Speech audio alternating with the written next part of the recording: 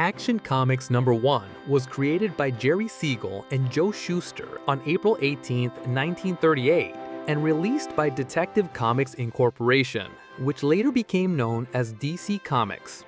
While a distant planet was being destroyed by its own age, a scientist put his baby inside a makeshift spaceship, launching it toward Earth.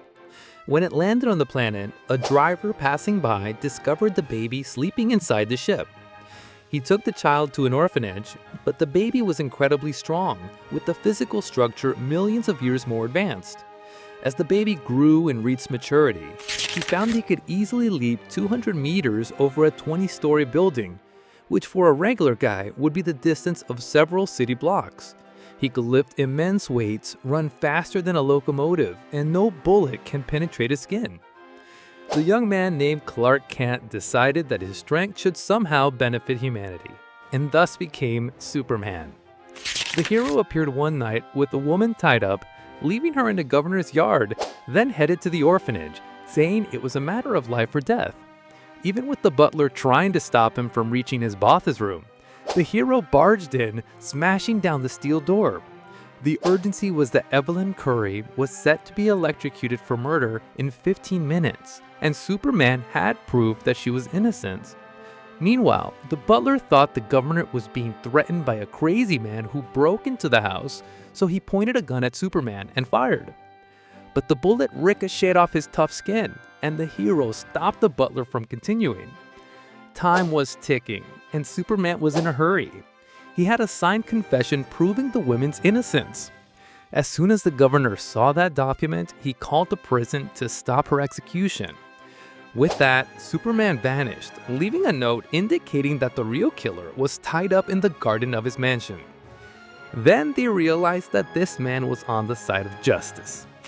The next morning, Clark went to work at the newspaper where he was a reporter and heard from colleagues about Evelyn Curry's release. At the Daily Star newsroom, his boss called them, asking him if he had heard of Superman, and assigned them to cover this story and find out who this being of immense power was.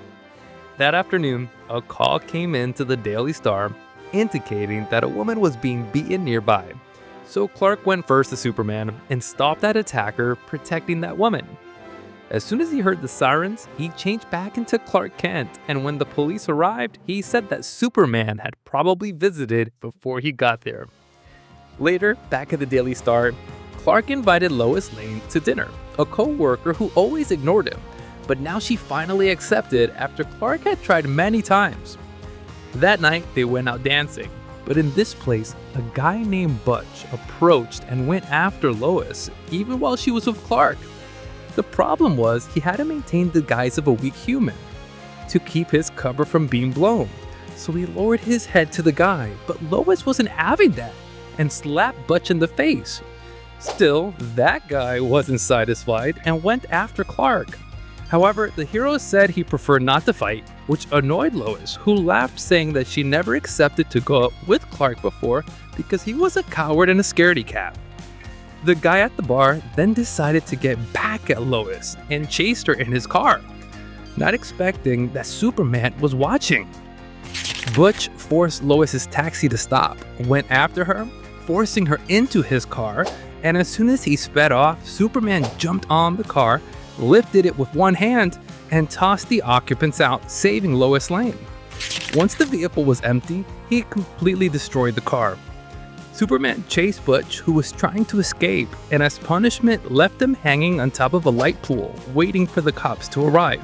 With the problem solved, Superman told Lois she didn't need to be scared of him, and carried her in his arms, leaving her safe around the city. The next morning, Lois told the editor that she saw Superman the night before, but he didn't believe it. After what happened, she began treating Clark colder than ever.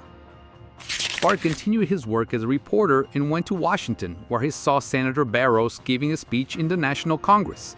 But after leaving the chamber, Clark photographed a strange man talking to the senator and investigated him. He discovered that it was Alex Greeter, the smoothest lobbyist in Washington. So Superman went to Senator Barrows' residence and overheard a conversation between him and Alex, where the senator was plotting with the guy to get a law passed that would spark a conflict between the United States and Europe. But of course, Superman wouldn't let that happen. He confronted Alex and took him to the Capitol, where he would confront him publicly and expose Senator Barrows too. So folks, that's the very first comic book featuring Superman, the comic that kicked off every superhero comic you know today, be it Marvel, DC, or any other publisher that's released or still releasing hero comics. It's no wonder that Superman is considered the greatest and most important hero of all time. Batman is the most popular hero and the bestseller for DC, but the title of the greatest comic book hero of all time since 1938 has always belonged to Superman. Over the years, Superman's origin has been retold many times, including in Superman #1, where he had more details added to his backstory. Notice that initially, here in Action Comics #1, Superman only appears as this super strong guy who's invulnerable and jumps great distances, much like the Hulk in Marvel, for example. But what about his other powers like heat vision, super breath, and X-ray vision? Just like Batman, many important elements that make up the character have been added over time. If you read Detective Comics #27 and Batman #1, you notice differences in Batman in several aspects. Even his costume is different. The same happened with Superman, as many details that enrich the mythology of the Kryptonian have emerged over the course of the stories. And with each origin we told, any significant detail in the story can serve as a base and set rules for the future, unless there's a retcon or total reboot. That's how things work in comics. So that's why today Superman has way more layers, a bit more complexity, and rich details within the lore, because he has carried along generations and generations of stories over these nearly 90 years.